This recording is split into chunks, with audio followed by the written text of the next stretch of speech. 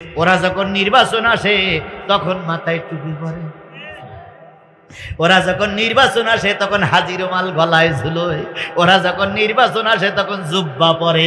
আল্লাহ বলতেছে ওরা মানুষের ভোট নেওয়ার জন্য এই পোশাকটারে ওরা ঢাল বানায়। দেখো আমি কত তাকওয়াবান, দেখো আমি কত মুত্তাকি, দেখো আমি কত আল্লাহওয়ালা, দেখো না আমি মসজিদের আগের কাতারে, দেখো না সুবহানাল্লাহ সুবহানাল্লাহ সুবহানাল্লাহ সুবহানাল্লাহ লা ইলাহা ইল্লাল্লাহ, ধানের শিশি বিসমিল্লাহ সুবহানাল্লাহ সুবহানাল্লাহ। আগে ছিল লা ইলাহা ইল্লাল্লাহ নৌকার মালিক তুই আল্লাহ, এখন বানাইছে লা ইলাহা ইল্লাল্লাহ ধানের শিশি বিসমিল্লাহ। ওরাও যায় কেন বিসমিল্লাহ লাগাচ্ছ ধানের শিশির সঙ্গে? লা ইলাহা ইল্লাল্লাহ মুহাম্মাদুর রাসূলুল্লাহ, এইটা পূর্ণাঙ্গ কলেমা না হাফ কলেমা? তাহলে পূর্ণাঙ্গ কলেমার অর্ধেক বাদ দিয়ে রাসূলুল্লাহর বাদ দিয়ে ধানের শিশি বিসমিল্লাহ নৌকার মালিক তুই আল্লাহ, ঈমান আছে কিনা পরে মুফতি সাহেবের কাছ থেকে ফতোয়া নেওয়া লাগবে। ফতোয়া দেওয়ার জন্য আব্বাসী আছে, আমেরিকাও চাচ্ছে জামাত ইসলাম ক্ষমতায় যাক, ছাত্ররা চাচ্ছে শিবিররা ক্ষমতায় যাক। যে ঢাকা ভার্সিটিতে টুপি মাথায় দিয়ে ঘুরিয়ে বেড়ানোর সুযোগ ছিল না, সেই ঢাকা ভার্সিটিতে কোরআনওয়ালারা বিজয় অর্জন করেছে। খুশি না বেজার?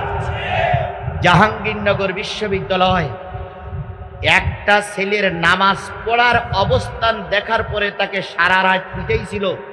পিটাইয়ে যখন জামাত শিবির প্রমাণ করতে পারেনি, ওই ছাদের পরের থেকে তাকে ফেলাই মেরেছিল শুধুমাত্র জামাত নামাজ পড়ার অপরাধে। নতুন ভর্তি হয়েছে, মসজিদে জামাতে নামাজ হচ্ছে, ওই ছেলেটা চিন্তা করলে আমি একটু নামাজ পড়ে আসি। নামাজ পড়ার অপরাধে যে জাহাঙ্গীরনগর বিশ্ববিদ্যালয় ছেলেদেরকে মারা হতো, সেই জাহাঙ্গীরনগর বিশ্ববিদ্যালয় এখন কোরআনের পতাকা উঠতেছে।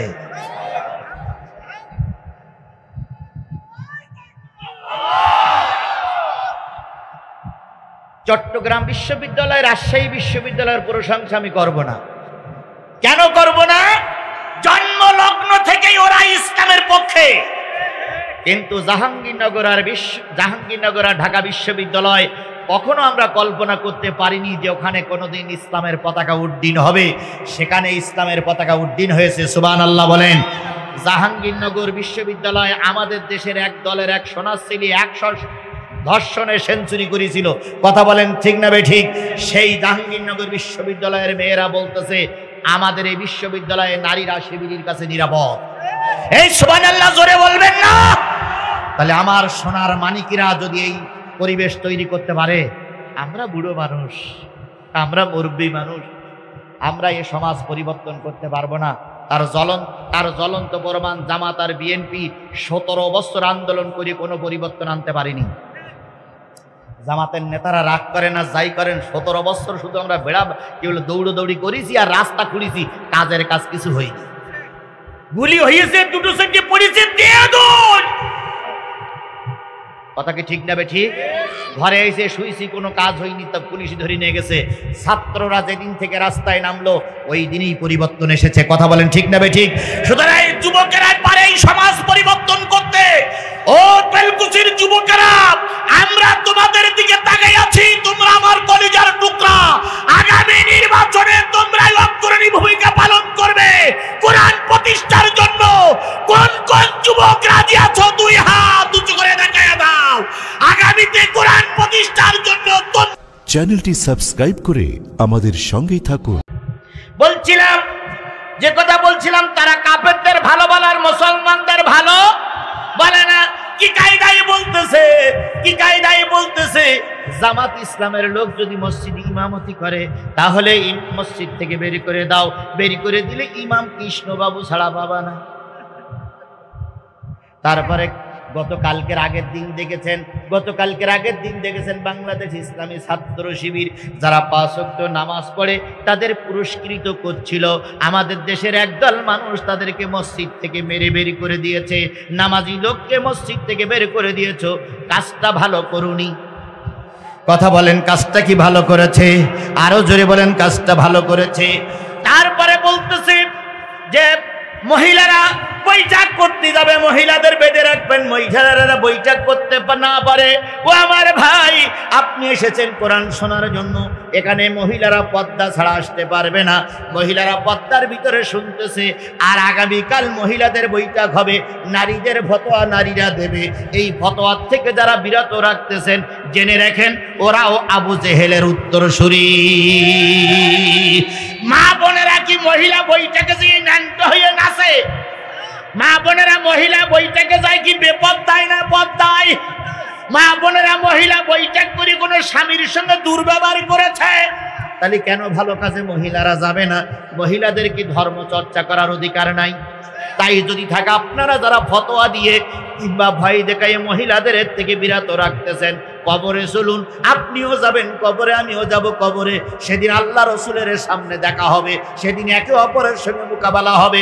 আজকে মোকাবেলা করে আপনার লাঠির বাড়ি খেতে আমি রাজি না, কারণ ফেরাউনি তাড়াইছি নমরুদির মাইর খাওয়ার জন্য, আর প্রস্তুতি নেই। এই জন্য নমরুদের সঙ্গে আমাদের দ্বিধা নয়, আমরা দাওয়াত দেই, আল্লাহ আপনাদের হেদায়েত নসিব করুক। আরো জোরে বলেন আমিন। তাহলে যারা কাফেররে ভালো বলে, মুসলমানদের খারাপ বলে, হুজুরদের বিরুদ্ধে অ্যাকশনে যায়, ওদের পরে আল্লাহর কি? এই কথা বলেন, ওদের পরে আল্লাহর কি? কোন সূরা? সূরা মুজাদালা। এখন আলোচনা হচ্ছে সূরা নিসা থেকে। এবার আল্লাহ পাক বলতেছে, দেখেন, উলাইকাল্লাযীনা লাআনুহুমুল্লাহ। এই পর্যন্ত যে কটা দোষ আমি বললাম, এই কটা দোষ যদি বিএনপির ভিতরে থাকে, ওদের পরে আল্লাহ লানত, লাআনুহুমুল্লাহ, লাআনুহুমুল্লাহ, লাআনুহুমুল্লাহ, ওদের পরে আল্লাহর লানত। যে কটা দোষ বললাম, এই কটা দোষ যদি জামাত ইসলামের পরে থাকে, তাহলে জামাত ইসলামের পরে কি? আল্লাহর লানত। আওয়ামী লীগের ভিতরে যদি থাকে, তাহলে আওয়ামী লীগের পরে আল্লাহর কি? লানত। আল্লাহ বলছে, এই কটা দোষ যাদের ভিতরে আছে তাদের পরে আল্লাহর লানত। ওয়া মাইয়ালানিল্লাহু ফালান তাজিদা লাহু নাসীরা। এই কটা দোষ যাদের ভিতরে থাকে, ওদের কোনো সাহায্যকারী বাংলাদেশেও পাওয়া যাবে না, বাইরেও পাওয়া যাবে না, আখেরাতেও পাওয়া যাবে না। এখন ইউরোপীয় ইউনিয়ন, আমি একটা গোপন সত্যের সংবাদ পাইলাম, সংবাদটা বলা ঠিক হবে কিনা জানি না। ইউরোপীয় ইউনিয়ন চাচ্ছে জামাত ইসলাম ক্ষমতায় যাক। এটা সুবহানাল্লাহ বলবেন না? সুবহানাল্লাহ বলবেন না? আমেরিকাও চাচ্ছে জামাত ইসলাম ক্ষমতায় যাক, ছাত্ররা চাচ্ছে শিবিররা ক্ষমতায় যাক। যে ঢাকা ভার্সিটিতে কুই মাথায় দিয়ে ঘুরিয়ে বেড়ানোর সুযোগ ছিল না, সেই ঢাকা ভার্সিটিতে কোরআনওয়ালারা বিজয় অর্জন করেছে। খুশি না বেজার? জাহাঙ্গীরনগর বিশ্ববিদ্যালয় একটা ছেলের নামাজ পড়ার অবস্থান দেখার পরে তাকে সারা রাত পিটাইছিল। পিটাইয়ে যখন জামাত শিবির প্রমাণ করতে পারেনি, ওই ছাদের পরের থেকে তাকে ফেলাই মেরেছিল শুধুমাত্র জামাত নামাজ পড়ার অপরাধে।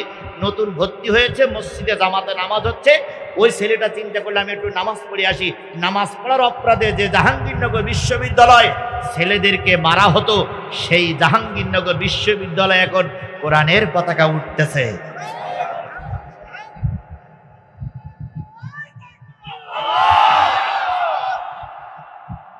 চট্টগ্রাম বিশ্ববিদ্যালয়, রাজশাহী বিশ্ববিদ্যালয়ের প্রশংসা আমি করব না। কেন করব না? জন্মলগ্ন থেকেই ওরা ইসলামের পক্ষে।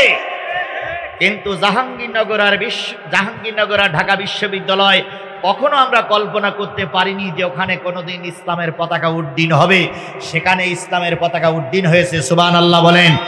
জাহাঙ্গীরনগর বিশ্ববিদ্যালয় আমাদের দেশের এক দলের এক সন্ন্যাসী 100 ধর্ষণে সেঞ্চুরি করেছিল। কথা বলেন ঠিক না বেঠিক? সেই জাহাঙ্গীরনগর বিশ্ববিদ্যালয়ের মেয়েরা বলতেছে, আমাদের এই বিশ্ববিদ্যালয়ে নারীরা শিবিরের কাছে নিরাপদ। এই সুবহানাল্লাহ জোরে বলবেন না?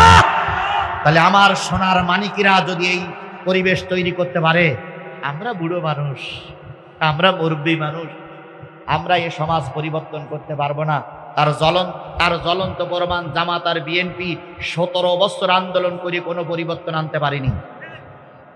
জামাতের নেতারা রাগ করেন না যাই করেন, 17 বছর শুধু আমরা বেড়া কি বলে দৌড়দৌড়ি করেছি আর রাস্তা খুঁড়েছি, কাজের কাজ কিছু হয়নি। গুলি হয়েছে, দুটো সেন্টে পড়েছে, দিয়ে দোষ। কথা কি ঠিক না ঠিক? ঘরে এসে শুয়েছি, কোনো কাজ হয়নি, তা পুলিশ ধরে নিয়ে গেছে। ছাত্ররা যেদিন থেকে রাস্তায় নামলো ওই দিনই পরিবর্তন এসেছে। কথা বলেন ঠিক না ঠিক? সুতরাং যুবকেরা পারে এই সমাজ পরিবর্তন করতে। ও বেলকুচির যুবকেরা, আমরা তোমাদের দিকে তাকিয়ে আছি, তোমরা আমার কলিজার টুকরা। আগামী নির্বাচনে তোমরা অগ্রণী ভূমিকা পালন করবে কোরআন প্রতিষ্ঠার জন্য। কোন কোন যুবক রাজি আছো? দুই হাত উঁচু করে দেখায় দাও। আগামীতে কোরআন প্রতিষ্ঠার জন্য তোমরাই ময়দানে থাকবে ইনশাআল্লাহ।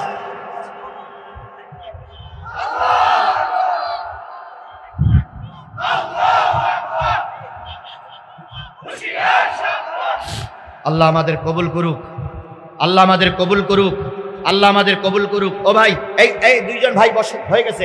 আমি আর খুব বেশি কথা বললি 15 মিনিট কথা বলবো, ঘড়ি দেখেছি। 15 মিনিটের ভিতরে বাকি পয়েন্টগুলো বলবো ইনশাল্লাহ। একটু পয়েন্টগুলো বলে দেবো না, এখনই মোনাজাত করবো? বলবো সবকটা বলবো। বলুন তো, একবারও বলেছি যে আমি জামাত ইসলাম করি? জামাত ইসলাম করে আলী আলম ভাই, জামাত ইসলাম করে মাওলানা সাহেব, জামাত ইসলামের চেয়ারম্যান এই লুৎফর ভাই কি করে তা আমার জানা নাই। তাহলে ওনারা হলো জামাতের লিডার। আমি কিন্তু জামাত ইসলাম করতে আসিনি। এখানে কি বলার জন্য এসেছি? জোরে বলেন, কি বলার জন্য এসেছি? ভাই ভুল বুঝেন না, আপনি বিএনপির লোক হতে পারেন, কিন্তু মারা যাওয়ার পরে আজিজুল ইসলাম জিহাদির ডাকা লাগবে জানাজারা পড়তি। আমি আপনার জানাজা না পড়ে বাড়ি যাবো না ভাই। এই জন্য দয়া করে আপনি আমার উল্টো কথার প্রতীক বুঝেন না। আমি আপনারই লোক, আমি আপনার ভালোবাসি। কারণ আমার 20টা মামলার ভিতরে এমন কোনো মামলা নেই যে মামলায় আসামি আমি আর বিএনপির লোক নেই। কোরআন শরীফ শুয়ে সামনে শুয়ে বলতেছি, আমার যে কটা মামলা, সব কটা মামলার আসামি অর্ধেক জামাত, তার ভিতরে খানিকটা শিবির আর খানিকটা জামাত, আর বাকি অর্ধেক ছাত্র দল আর বিএনপি। তাহলে বিএনপি আর জামাত ইসলাম আমরা মামলা খাইছি, এখন কেন আর শত্রু বানাবো? ও তো আমার ভাই, কথা বলে ঠিক না ঠিক? আমি দোয়া করি আল্লাহ আমার এই কলিজার মানিক ভাইদেরকে যারা মামলা খেয়েছে আমার সঙ্গে, আল্লাহ তুমি দয়া করে ওদের হেদায়েত দিয়ে কোরআনপন্থী বানাইয়া দাও। আল্লাহ আমরা যদি সব কোরআনপন্থী হই, একই মশারির ভিতরে থাকলাম, একই মামলার আসামি, একই মামলায় আমার নাম লেখা, কিয়ামতের দিন যদি আল্লাহ বলে আজিজুল ইসলাম যা তোর মাফ করে দিলাম, তাহলে বিএনপির ভাইরা যদি মাফ না পায় আমার একটু কষ্ট লাগবে না ভাই? এই জন্য চাচ্ছি আল্লাহ আমিও কোরআন পথের প্রতীক, আমার বিএনপির ভাইদেরকে কোরআনের পথের প্রতীক বানাইয়া দাও। কারণ আমরা দুনিয়ায় এক মামলার আসামি, কিয়ামতের দিন যেন এক জান্নাতে যেতে পারি। এই জন্য ওরা আমার শত্রু নয়, ওরা আমার ভাই। মন উজাড় করে বলছি, তুমি আমার ভাই, তুমি আমার শত্রু নয়। আমার ভাইরা, পরবর্তী দোষে আসি, দেখি সেই দোষটা কোথায় যায়। আল্লাহ রাব্বুল আলামিন বলতেছে, আল্লাহ রাব্বুল আলামিন বলেন, আল্লাহ রাব্বুল আলামিন বলেন পরবর্তী দোষ, মা হুম মিনকুম ওয়ালা মিনহুম ওয়া ইয়াহলিফুনা আলাল কাযিবি ওয়া হুম ইয়ালামুন। তারা জেনে বুঝেই মিথ্যা কথা বলে। তারা জানে এটা ঠিক না, তারপরও কি বলে? মিথ্যা কথা বলে। এই যে বিশ্ববিদ্যালয় জানে ওরা ভোট চুরি হয়নি, তারপরেও বলে ভোট তার চুরি হয়েছে। তাই বলতেছে না? তাই বলতেছে না? হ্যাঁ, ঘট উল্টে গেছে, কালি টালি বলার দরকার নেই, ঘট উল্টে গেছে। এরা এখন সহ্য করতে পারে না, জেনে বুঝেই যারা মিথ্যা কথা বলে, এদের পরে আল্লাহর কি? এদের পরে আল্লাহর গজব। ও ভাই, জেনে বুঝে আমরা মিথ্যা কথা বলবো না। তবে একটা জিনিস আমি দেখলাম, নাসির উদ্দিন পাটোয়ারি, উনি কোন দলের লোক? এনসিবি। উনি স্বীকার করেছেন, না ভাই কোন বিশ্ববিদ্যালয় ভোট কারচুপি হয়নি, বরং ছাত্ররা সব ইসলামের দিকে ঢুকে গেছে। উনি স্বীকার করেছে। অনেকেই স্বীকার করতেছে আর অনেকেই স্বীকার করতেছে না। আল্লাহ সবাইকে স্বীকার করার তৌফিক দান করুক। আরো জোরে বলেন আমিন। তাহলে জেনে বুঝে যারা মিথ্যা কথা বলবে তাদের পরে আল্লাহর কি? আল্লাহর লানত। এবার আল্লাহ বলতেছেন, আ'আদাল্লাহু লাহুম আযাবান শাদীদা। যে দোষটা বললাম, এই দোষটার পরে যারা আমল করবে, আল্লাহ বললেন তাদের জন্য রয়েছে পরকালে কঠিন আযাব।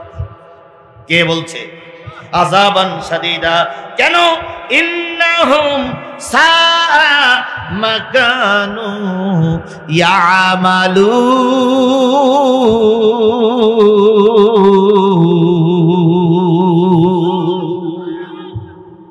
আল্লাহ বলতেছে এই জন্য তাদের এই জন্য তাদের আযাব দেওয়া হবে যে তারা মাকানু ইয়ামালুন, তারা জেনে বুঝে সত্যটা বাদ দিয়ে মিথ্যাটা রাস্তায় নেয়। এই জন্য তাদের জন্য রয়েছে কি আযাব, কঠিন আযাব হয়ে গেছে। এবারে শুন, খুব গুরুত্বপূর্ণ ভাই, এই পয়েন্টটা শুনে যান ভাই। যারা রাস্তায় আছেন, বাজারে আছেন, দোকানে আছেন, এই পয়েন্টটা সকলের জন্য গুরুত্ব। এই যে পরবর্তী 6 নম্বর পয়েন্ট আসতেছে, এই পয়েন্টটা খুবই গুরুত্ব, দয়া করে এটা একটু শোনেন। আল্লাহ বলতেছেন, ইত্তাখাযু আইমানাহুম যুন্নাহ ফাসাদ্দু আন সাবিলিল্লাহ। ইত্তাখাযু আইমানাহুম যুন্নাহ, তারা তাদের পোশাক, তারা তাদের টুপি, তারা তাদের জামা, তারা তাদের নামাজ, তারা তাদের ঈমানকে ঢাল স্বরূপ ব্যবহার করে। কি স্বরূপ ব্যবহার করে? ঢাল। ঢাল ব্যবহার করতে হয় কার বিরুদ্ধে? শত্রুর বিরুদ্ধে। ওরা যখন নির্বাচন আসে তখন মাথায় টুপি পরে, ওরা যখন নির্বাচন আসে তখন হাজির মাল গলায় ঝুলোয়, ওরা যখন নির্বাচন আসে তখন জুব্বা পরে। আল্লাহ বলতেছে ওরা মানুষের ভোট নেওয়ার জন্য এই পোশাকটারে ওরা ঢাল বানায়। দেখো আমি কত তাকওয়াবান, দেখো আমি কত মুত্তাকি, দেখো আমি কত আল্লাহওয়ালা, দেখো না আমি মসজিদের আগের কাতারে, দেখো না সুবহানাল্লাহ সুবহানাল্লাহ সুবহানাল্লাহ সুবহানাল্লাহ, লা ইলাহা ইল্লাল্লাহ, ধানের শিশি বিসমিল্লাহ, সুবহানাল্লাহ সুবহানাল্লাহ। আগে ছিল লা ইলাহা ইল্লাল্লাহ, নৌকার মালিক তুই আল্লাহ। এখন বানাইছে লা ইলাহা ইল্লাল্লাহ, ধানের শিশি বিসমিল্লাহ। ওরাও যায় কেন? বিসমিল্লাহ লাগাচ্ছ ধানের শিশির সঙ্গে। লা ইলাহা ইল্লাল্লাহ মুহাম্মাদুর রাসূলুল্লাহ, এইটা পূর্ণাঙ্গ কলেমা না হাফ কলেমা? তাহলে পূর্ণাঙ্গ কলেমার অর্ধেক বাদ দিয়ে, রাসূলুল্লাহর বাদ দিয়ে ধানের শিশি বিসমিল্লাহ, নৌকার মালিক তুই আল্লাহ, ঈমান আছে কিনা বড় মুফতি সাহেবের কাছ থেকে ফতোয়া নেওয়া লাগবে। ফতোয়া দেওয়ার জন্য আব্বাসী আছে,